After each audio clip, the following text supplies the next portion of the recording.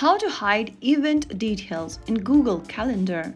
Hi everyone, welcome back to Wake&Tech. Hiding event details in Google Calendar is useful when you want privacy while still showing that you are busy. So here's how you do it. First of all, launch Open Google Calendar app on your mobile device, or you can also open it up on your desktop or your laptops. Once you are done inside the Google Calendar homepage, go ahead and tap Open an event or create a new one. I'm just opening up an existing event over here.